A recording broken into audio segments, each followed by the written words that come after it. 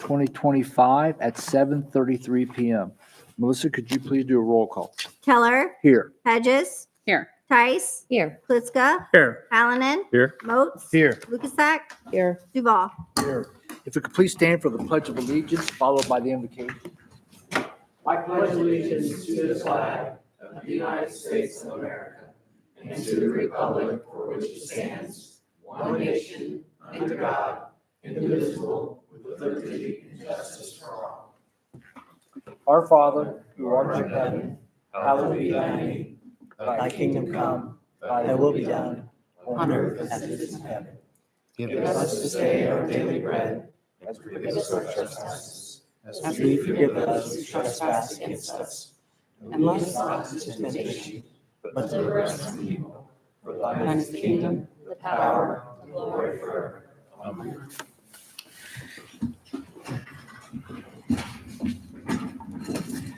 Council, you should have received a copy of the meeting minutes from November the 4th, 2025. Are there any additions or corrections to those minutes? Motion to approve them. So moved by Jeff Hallinan, seconded by Sherry Tice. All those in favor say aye. Aye. Anyone opposed? Reports from council members or committee reports. Does any council member have a report? Katie Hedges, the finance chair. Thank you, President Keller. Just three quick things. We had a finance committee meeting on November 12th. We have 3 items that came out of that, and that will be discussed later in this meeting. We also have another finance meeting following the city council meeting this evening. Other thing I wanted to say was some different city and county agencies have been asked to participate in a food drive to help support the food insecurity issue here in Pickaway County. City council is part of the city admin food drive. That food drive started last week and next Tuesday, a week from today at 2:00. Those can be dropped off at the auditor's office or in the next door at the city administration building. So I just wanted to encourage everybody to participate. And we are in second place if people were keeping track. For those keeping score. Thank you very much. Sherry Tice, strategic planning chair. Thank you, President Keller. We did have a meeting on November 4th, and we have one ordinance on the agenda this evening, which I'll speak to when it comes. And we did have a meeting earlier this evening, so we have another ordinance that will be on our meeting agenda next time. I also wanted to just say thank you to all the people who supported the levy. That we really appreciate your vote, and the future for Circleville looks bright because of it. Thank you very much. Tom Klitzka, the judicial committee. Yes, sir. I think to move forward, as with the comments from our colleague, Ms. Tice, I'd like to thank the voters for 2 things. Obviously, for passing the levy, 4 times, walking streets, knocking doors, talking to folks and so on. It took a lot of folks to make it happen. It was a vote that we definitely needed to continue moving our city forward. So we thank you for that. Also thank you for the allowance to have us step back into this position come January 1st, or continue in this position for another 2-year term. We thank you for that.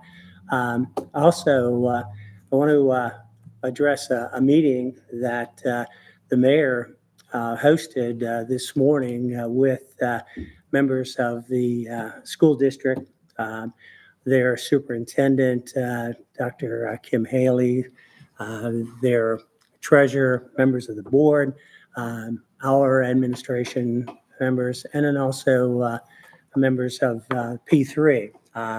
It was a meeting that was definitely necessary, needed, and so on. I think probably the bottom line, what I saw on that is communication now was good. It was a good meeting.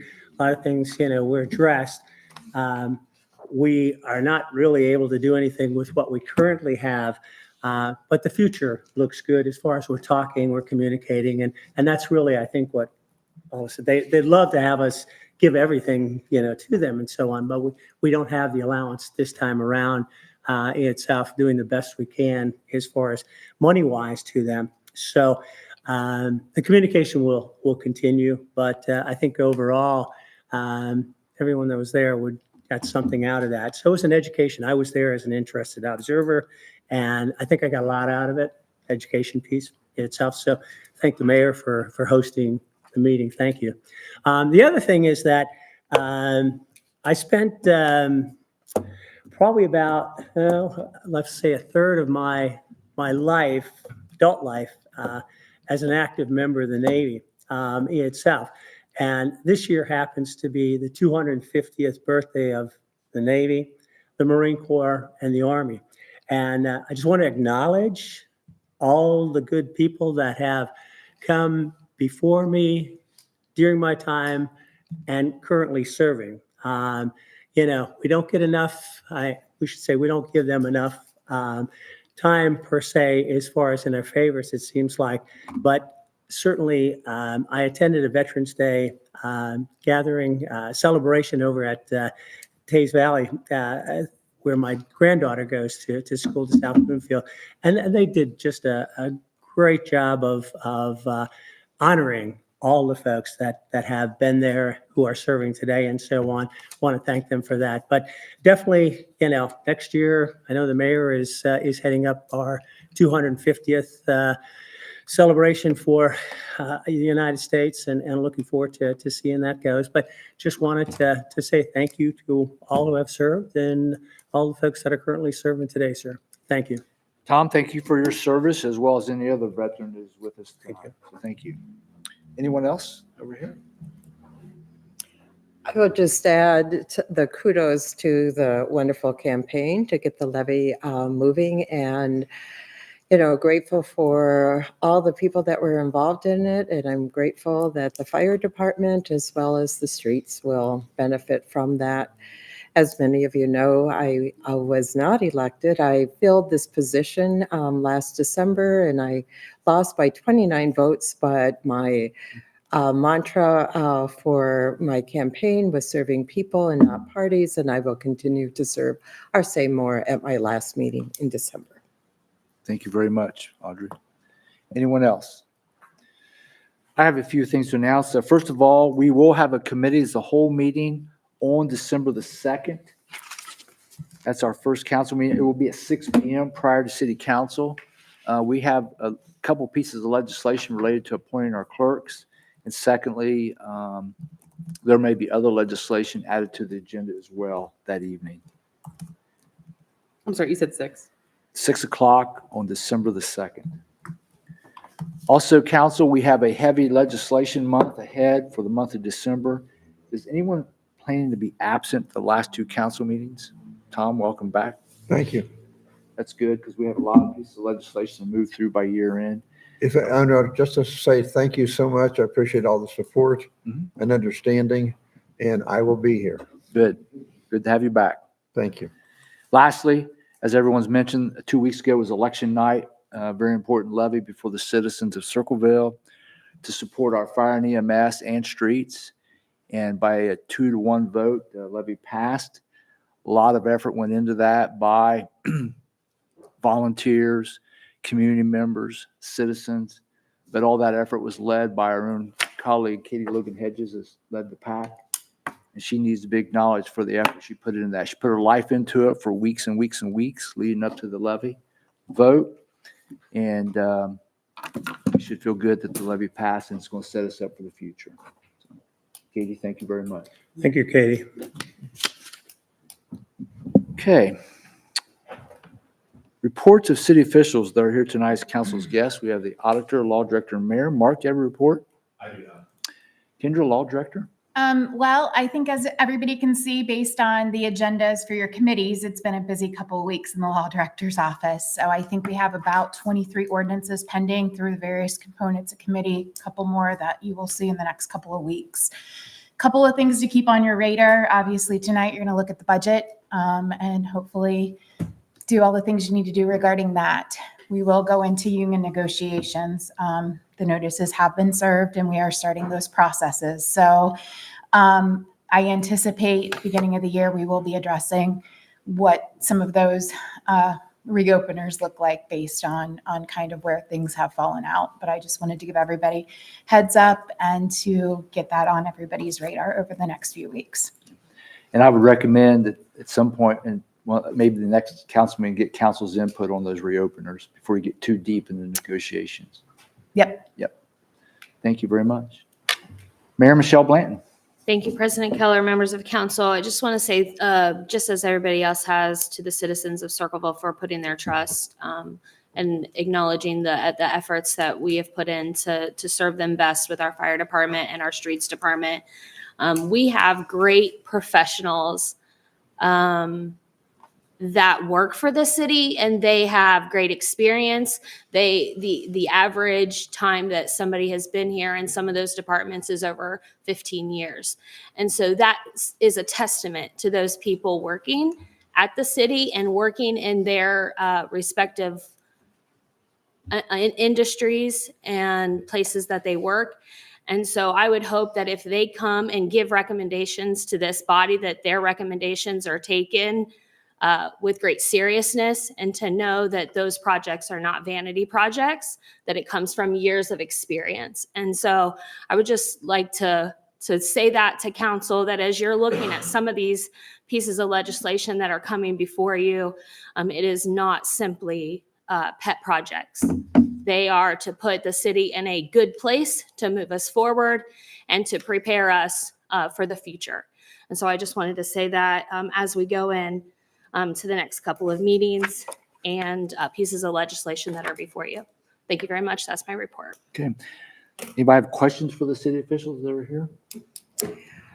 Audrey? I just have one question. Well, several people have raised the question of what has happened to all the trees that was cleared.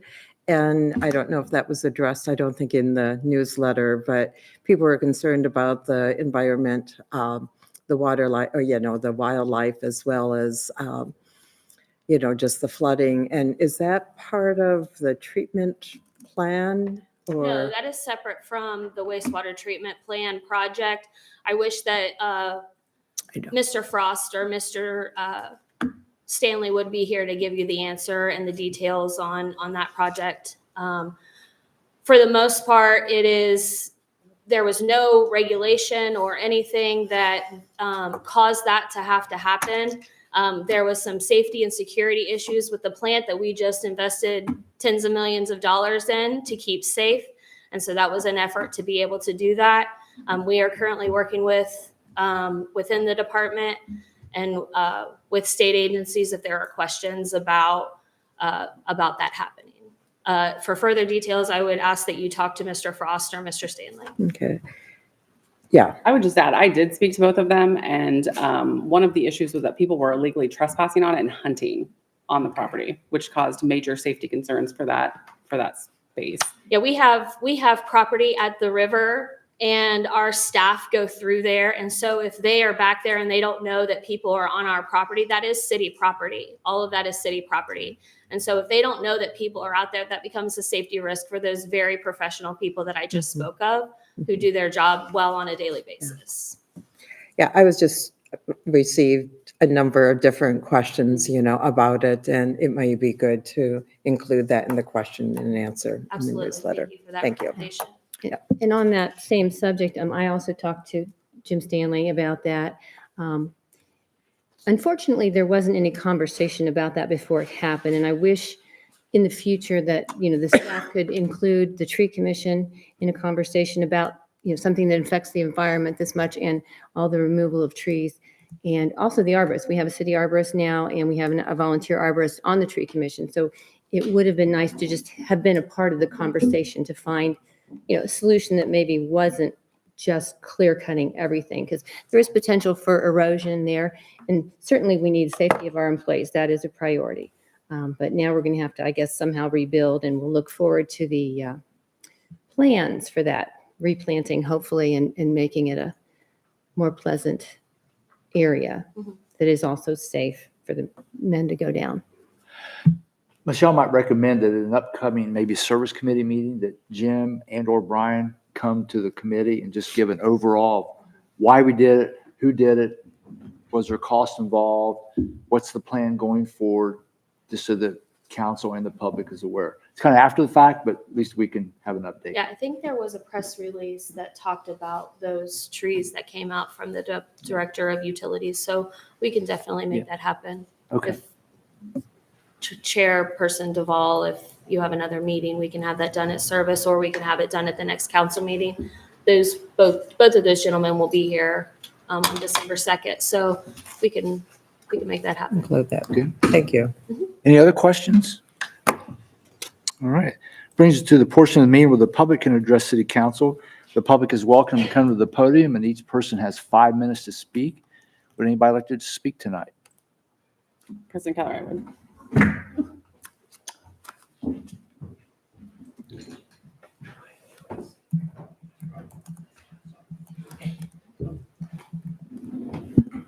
Katie Logan Hedges, thank you, 116 East Union Street. Speaking tonight on behalf of the PAC. I appreciate what everyone said regarding the PAC and the work that went into it.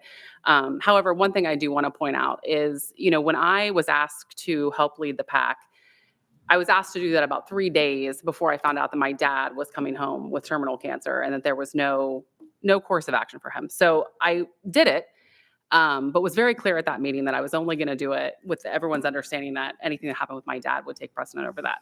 About a month later, my dad died.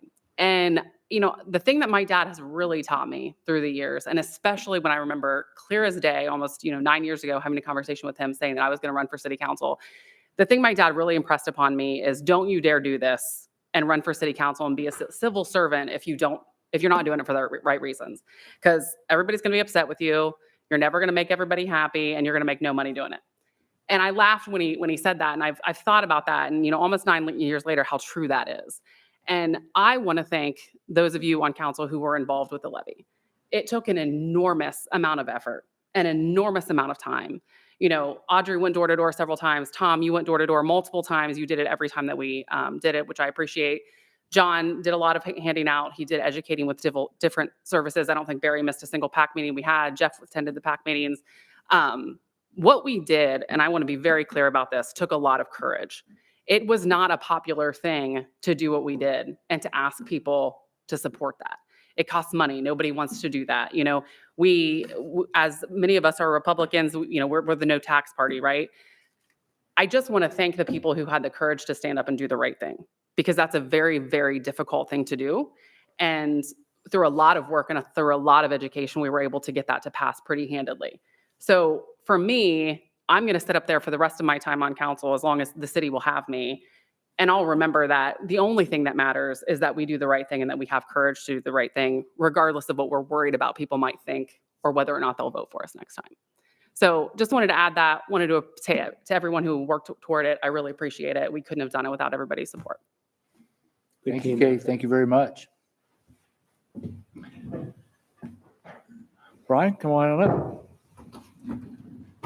Please introduce yourself. Yeah, I just want to take the time. Brian Hill, the new executive director at P3. Haven't had a chance to meet everybody on council yet, but I wanted to be here tonight if there's ever any questions. I want to make sure we're reaching out and working together as we move Pickaway County, Circleville, and this whole community forward. So anyway, just here tonight, say hello. If there's any questions, try to answer them. Yeah, Brian, what are your thoughts on this morning's meeting? I thought it was a great meeting, and I think it showed some areas that we need to improve on, and we'll try to make sure from P3 standpoint, we'll do that moving forward and try to include all those, any parties that may be affected as economic development moves forward, and realizing that there's some that's, I guess when I, talked about taking this job, there's, I always used to think that a rising boat, rising tide lifts all boats, but that's not always the case. Or it may be the case, but it may not make everybody happy when that's going on. So I'm thankful for the welcome I've had here to Pickaway County, and look forward to working with all of you as we try to move things forward. Thank you. Yep. Brian, you're always welcome. Thank you. Yep. Anyone else? All right. Melissa, do we have any communications? Yeah, City Council received a letter from the Ohio Department of Commerce stating all Class C and D retail permits to sell alcohol beverages in their political subdivision will expire on February 1st, 2026. Every retail permit holder must file an online renewal application to retain their permit privileges to register a valid objection. The legislative authority must pass a resolution that specifies the problems at the liquor permit premises and the legal grounds for the objection. As well, the chief legal officer must also submit a statement no later than January 2nd, 2026 to the Division of Liquor. Okay. Thank you very much. Is that the only one? President Keller, I would ask that that is posted to the city's webpage, just to provide the public notice for that and to get the word out regarding renewal of liquor license. We can definitely do that. Thank you. Have a motion to place that correspondence on file. So moved by Jeff Hallinan, seconded by John Moats. All those in favor say aye. Aye. Anyone opposed? That brings us to the business portion of tonight's meeting. We have 4 pieces of legislation. So Melissa, go right ahead. Authorizing the mayor into a commercial community reinvestment area agreement for real property located within the Circleville Community Reinvestment Area, constituting commercial or industrial structures, authorizing and approving related matters, and declaring an emergency. Council, you've heard the first reading of this ordinance that came from the Strategic Planning Committee. Sherry? Thank you, President Keller. Yes, we did discuss this on November 4th at our meeting, and Hannah Wynn was there at that time to talk about this and the CRA in general.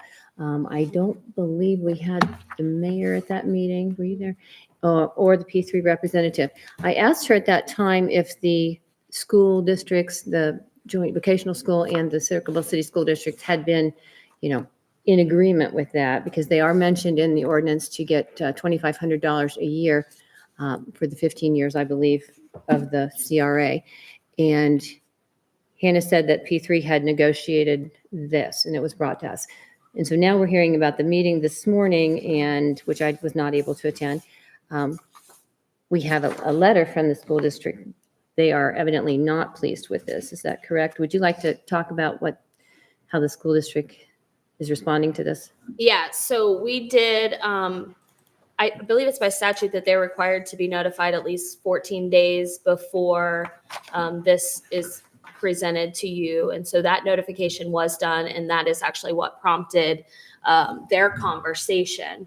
As was identified this morning with transitions and different things at P3 and conversations with who was going to be responsible to reach out to the school, the letter that I presented to you this evening was in response to that.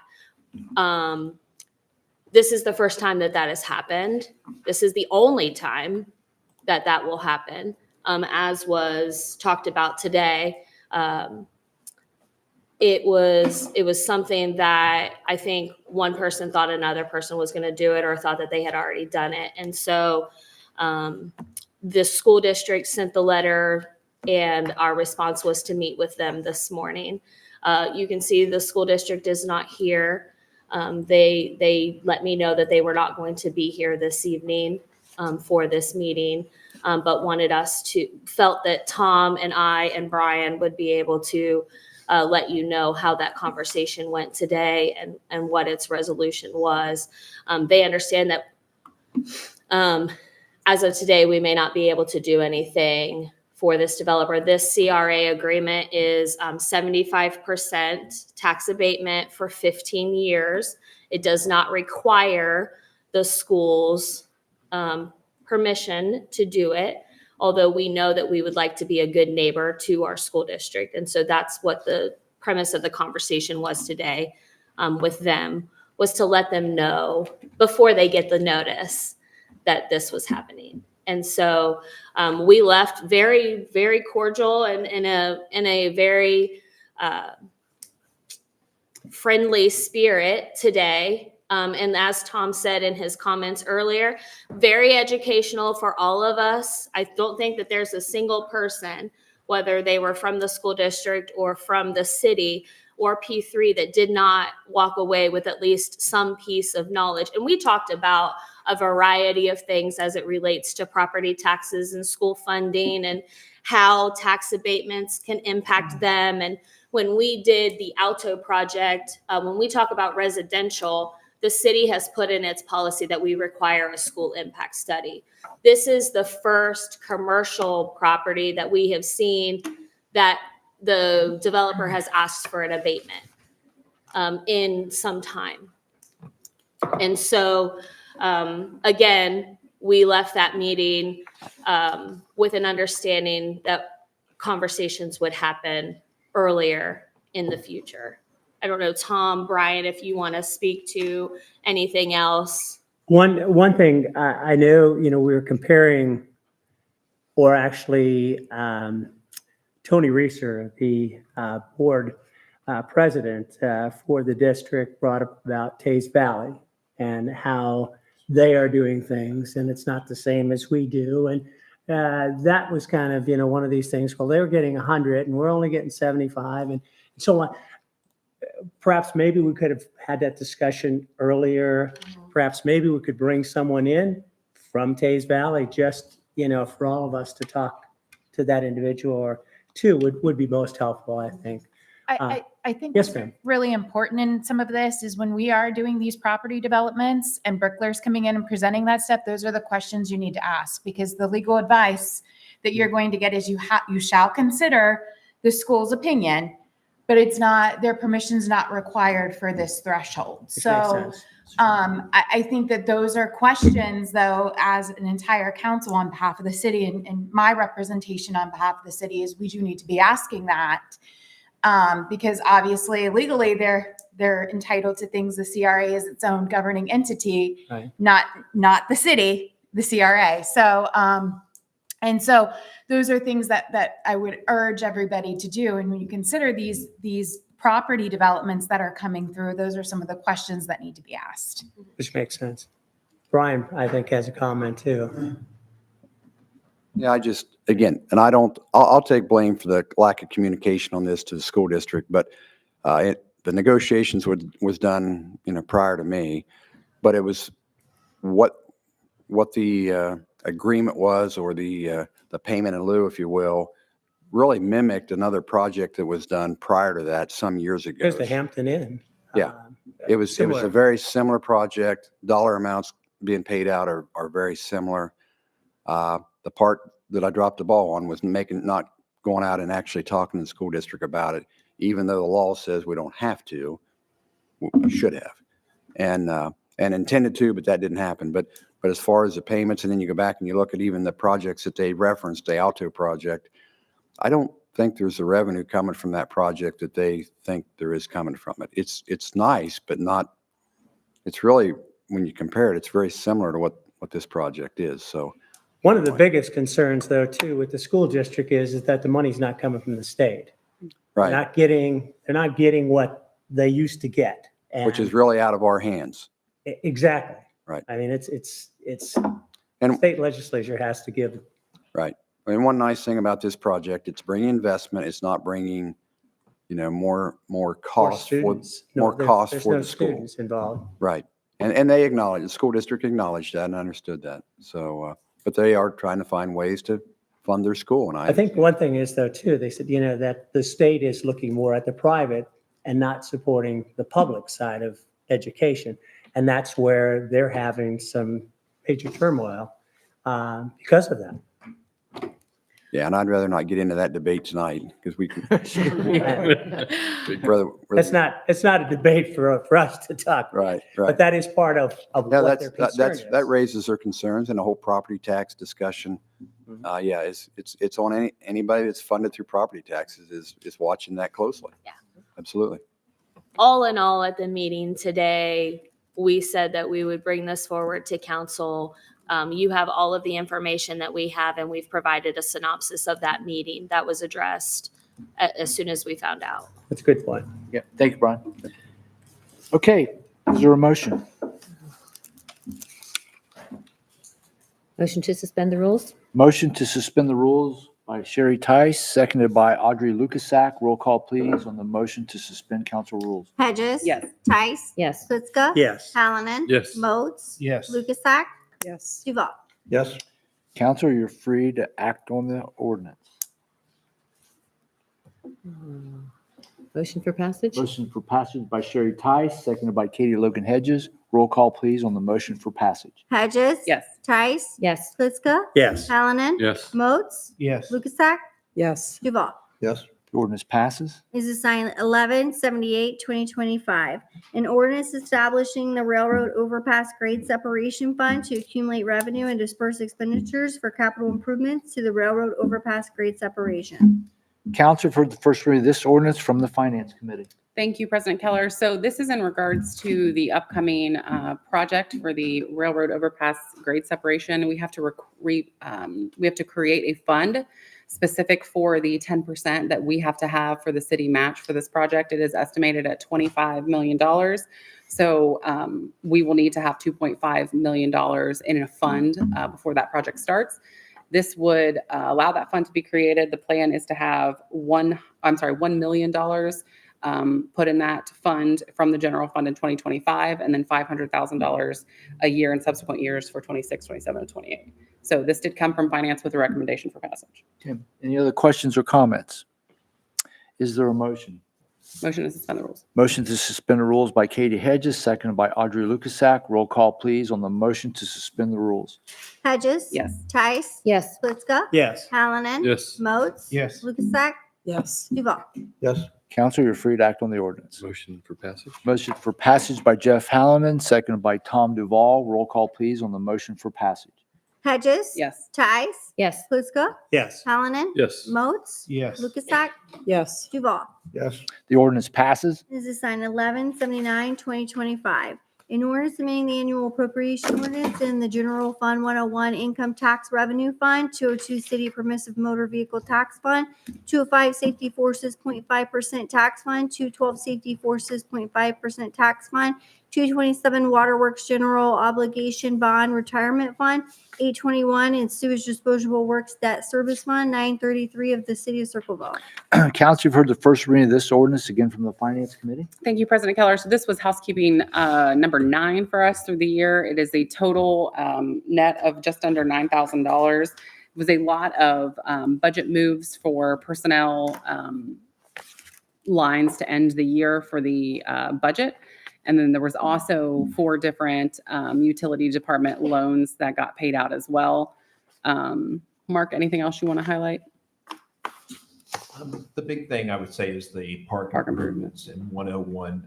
We are removing $350,000 this year, but that is going right back into the budget for next year. Those expenses didn't come out this year. But other than that, what Katie said, basically a lot of money moving around to cover for the end of the year. Okay. I'll make a motion to suspend the rules. Motion to suspend the rules by Tom Klitskus, seconded by Jeff Hallinan. Roll call, please, on the motion to suspend the rules. Hedges. Yes. Tice. Yes. Pliska. Yes. Hallinan. Yes. Moats. Yes. Lukasak. Yes. Duval. Yes. Council, you're free to act on the ordinance. Make a motion for passage, please. Motion for passage by Tom Klitskus, seconded by Katie Hedges. Roll call, please, on the motion for passage. Hedges. Yes. Tice. Yes. Pliska. Yes. Hallinan. Yes. Moats. Yes. Lukasak. Yes. Duval. Yes. The ordinance passes. And is assigned 1180-2025. An ordinance to provide for current expenses and other expenditures of the City of Circleville, State of Ohio during the fiscal year ending December 31st, 2026. Council, you've heard the first reading of this ordinance, again from the Finance Committee. Thank you, President Keller. So this is the 2026 budget. We have all been sent the detailed information. I would say one major item to note is the total budget amount for 2026 is obviously significantly less than 2025, the wastewater project being the main driver of that. It does have a budget of about just under 40 million. Mark, do you want to find out some specifics? The budget actually is very similar to last year's. There's nothing really big that is happening going into 2026 that's different from 2025. It is an overall $13 million reduction from 2026, but again, from 2025. But as Katie pointed out, that is the water treatment plant. Basically, the majority of everything is done there. Now it's going to be starting to actually pay that $42 million investment down, and that will be going through.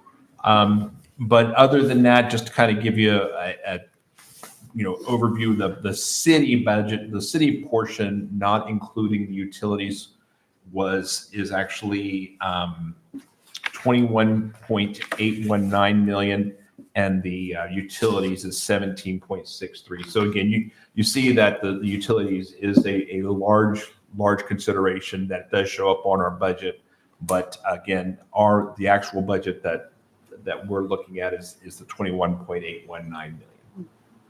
I would also point out that the positions that are funded but not filled by the safety services, that this budget includes all of those as well. So I was just going to say process it, like for this, it will be read 3 times. Correct. So it came out of our committee with a recommendation for passage with the understanding that it'll be read 3 times. No questions. I'll make a motion for the hold for a second reading. Jeff Hallinan motions to hold this ordinance for a second reading, second by Katie Hedges. Roll call, please. Hedges, Yes. Tice, Yes. Pittsburgh, Yes. Hallinan, Yes. Moats, Yes. Lukasak, Yes. Duval. Yes. The ordinance will be held for second reading on December the 2nd. Thank you very much, Melissa. That brings us to the new business portion of tonight's meeting. We have some guests with us this evening. Thank you for your patience. And we have a packet that's in front of us. Before us tonight, we have representatives of PAC, Pathway Addiction Action Coalition. And please come to the podium and give us your name, and you're welcome. Take as much time as you'd like. Yes, good evening, council members. Thank you for having us. My name is Susan Metzger. I'm the Coalition Administrator for Pickaway Addiction Action Coalition, 770 North Court Street in Circleville. With us tonight, we have one of our coalition members, Sarah Kinzer. We have a couple things that we'd like to bring to your attention and to, as far as awareness of how it affects us in our communities. So Sarah, I'll let you. Hi, I'm Sarah Kinzer. I'm a recovered addict. I have been clean and sober for over 6 years now. Before I ever touched drugs and alcohol, I was addicted to tobacco. Addiction, it didn't begin with some dramatic moment. It was simple, just exposure. I grew up surrounded by smoke. It was part of my everyday life. What left the deepest mark wasn't just the smoke itself. It was how normal it seemed, like how accepted. As an adult, I can still picture myself standing in the smoke shops in my city. Cigarette ads plastered all over the walls. Candy cigarettes set side by side. There's like no barriers. Society's stamp of approval. I could just walk into the store and buy it, no questions asked, and leave. Decades ago, kids had candy cigarettes with real tobacco labels. That taught us that smoking was normal. Today, the shelves are full of candy-flavored vape juices, chocolate, peach, cherry. It's all packaged like sweets and sold like treats. We're 70 years later, and the playbook still remains the same. They dress up nicotine and aim it at children. If you turn to page 1 of the Circleville Risk Report that's in your folder, I have researched just how much our youth is being exposed here in Circleville. Here you will see the red represents sites within a half a mile, and the orange represents sites between a half mile and a mile from youth-oriented facilities. First on the list is Smokey Joe's Vape and Smoke. It sits 0.15 miles away from Pickaway County Educational Service Center. That's just 792 feet away from children are taking classes every day. Just a few doors down is the Candy Collective, which sits even closer. These two shops alone sit less than a mile away from 3 preschools, Circleville City Schools, Pathways Behavioral Health, the ESC, 2 parks, and the YMCA. You can't drive across Circleville without passing one or seeing the signs or smelling the smoke coming from the stores. I think that we should ask ourselves, like, how close is too close? Circleville kids are growing up where vape advertisements are shouting louder than the values we're trying to teach them at home. Just the other day, my 5-year-old begged me to visit the cookie store across from the library.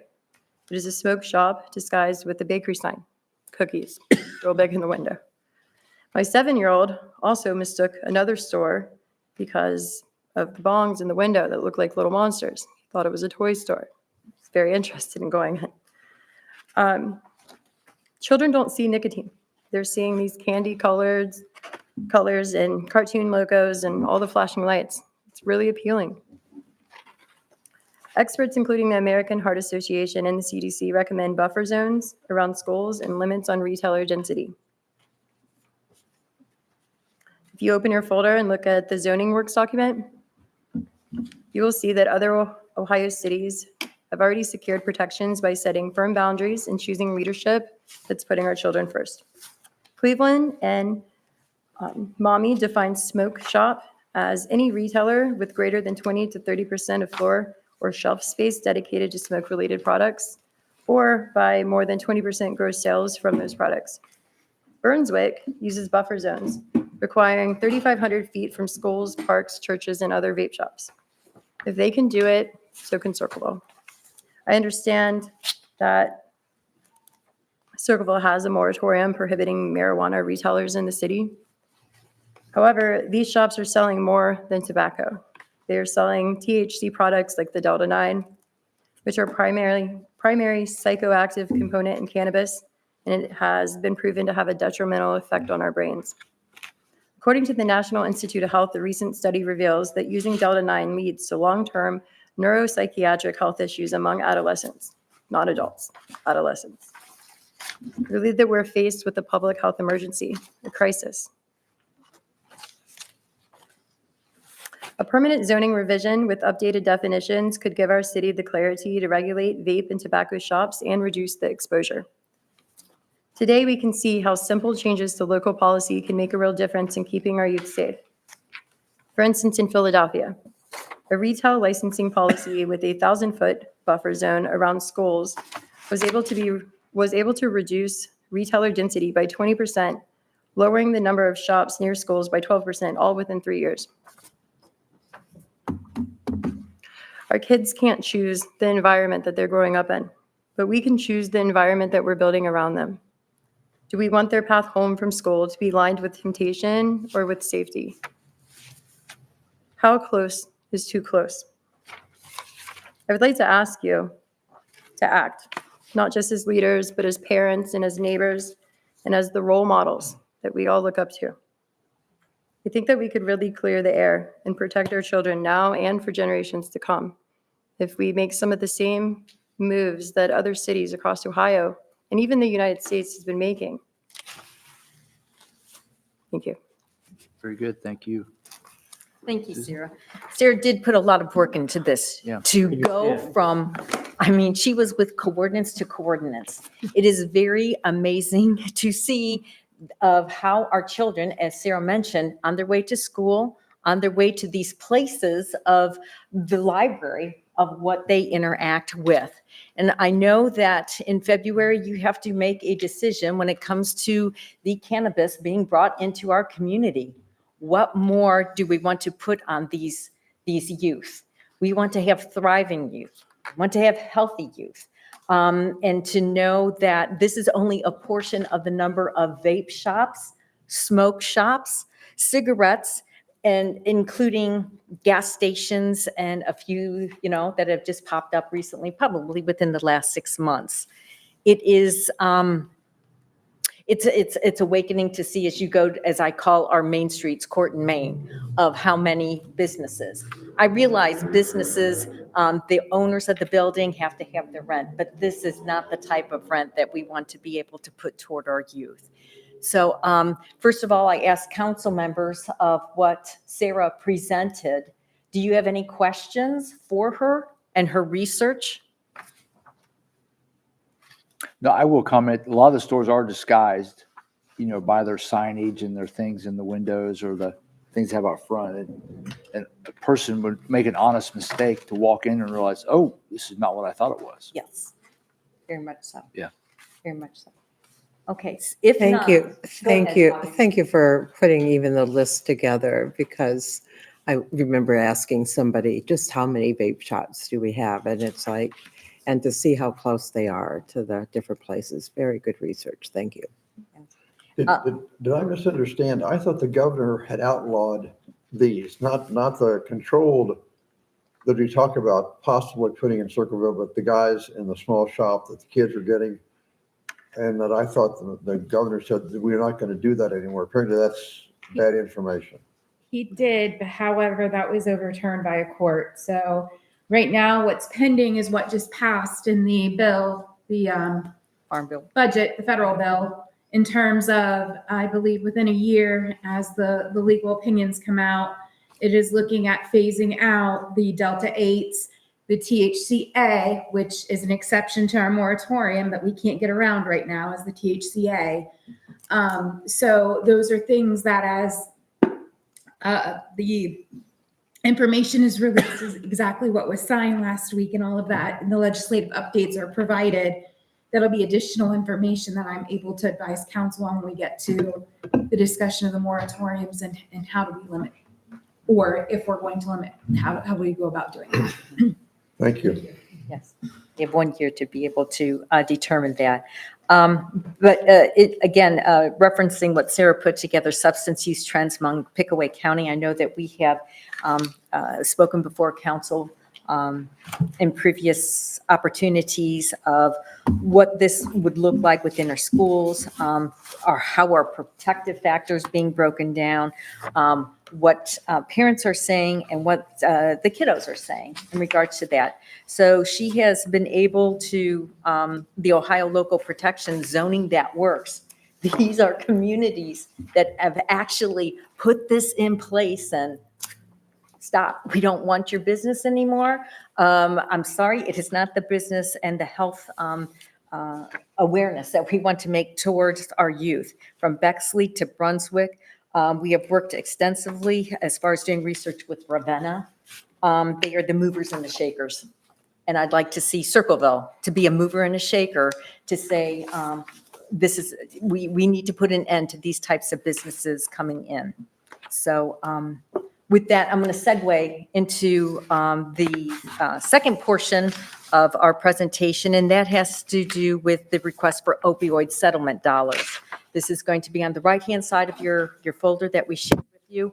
You are all aware of our mission, and the opioid settlement dollars are designated to address the misuse and abuse of opioid products through prevention. And through the Ohio Department of Behavioral Health, formerly known as OMAS, children with untreated mental health or addiction, they face challenges like you would not believe, from societal to health to education. It's there. So we want to take the lead on making them become positive adults. And with that, our youth group, Roots of Change, have come up, they have done tremendous research in the budget that we are proposing. On the first page of the budget, this is how our dollars were spent this year. $13,000, which we thank you generously for, and it was put towards doTERRA bags, which were given out at community events, assisting PARs with their summer park events.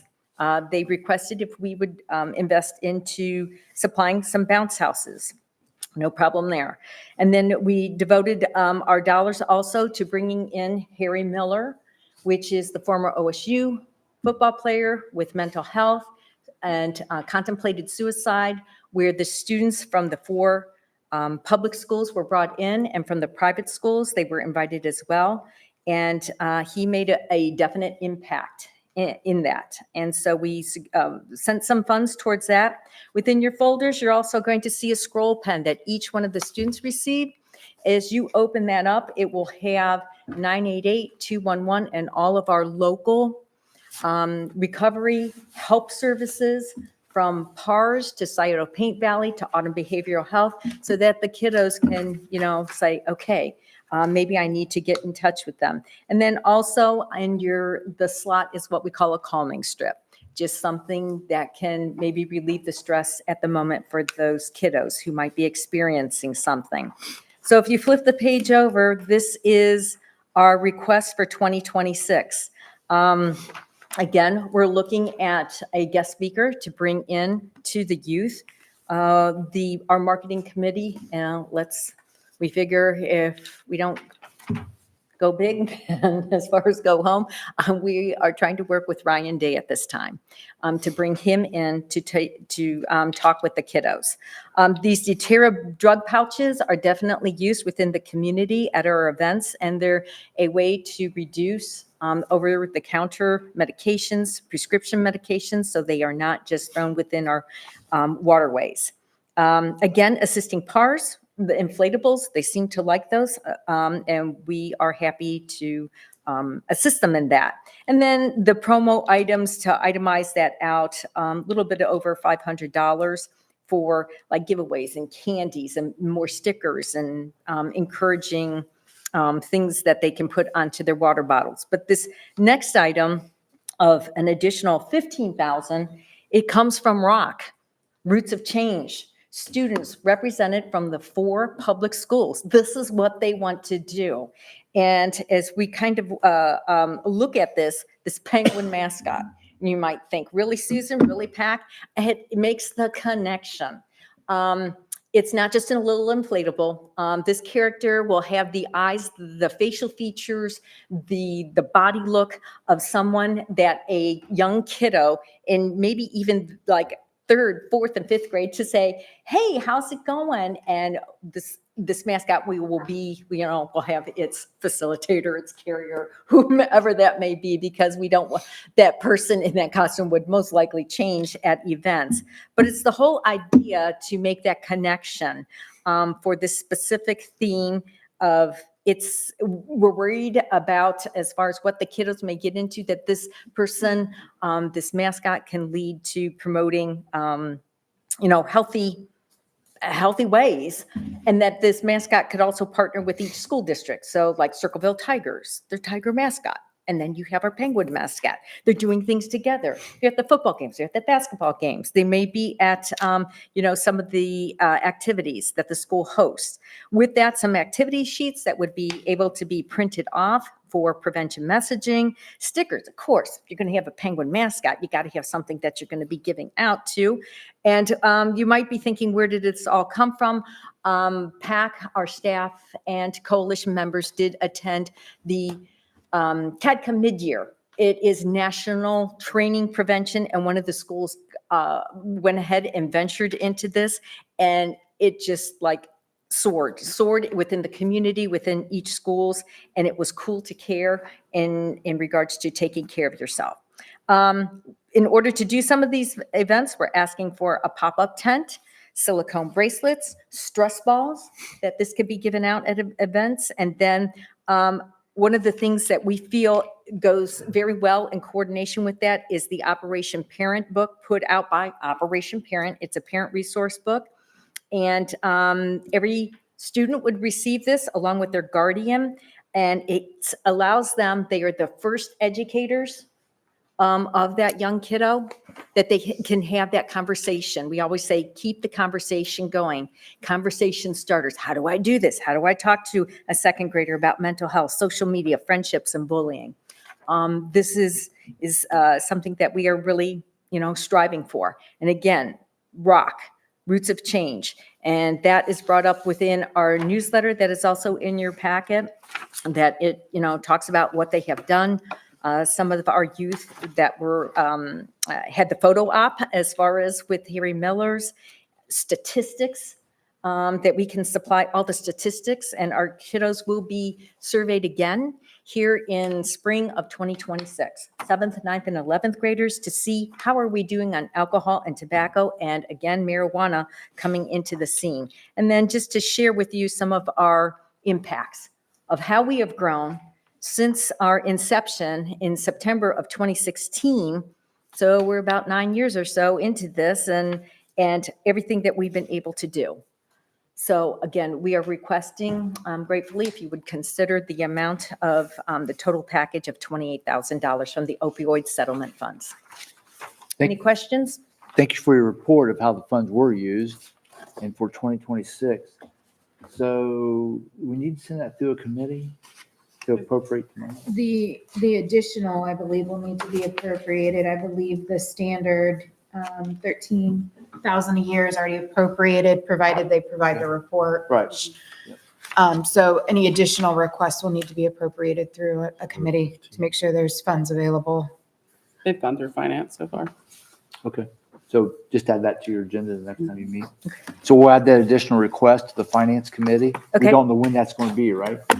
We talked about, we know we need one more, right? So we'll need one more in December, so I can let you know what the date will be. So You can send the details Yeah. to her that Can we've sent. I have an email of the breakdown of the additional monies? Mhm. I didn't get a packet tonight, so. Okay, So then that way, when I draft the legislation that we can present, that can be attached to it for the breakdown for your proposal. okay, thank you, Kendra. yeah, no problem. Thank you. Thank you for coming to council. You did a Thank very you so good much. job. Thank you. Thanks for all your work.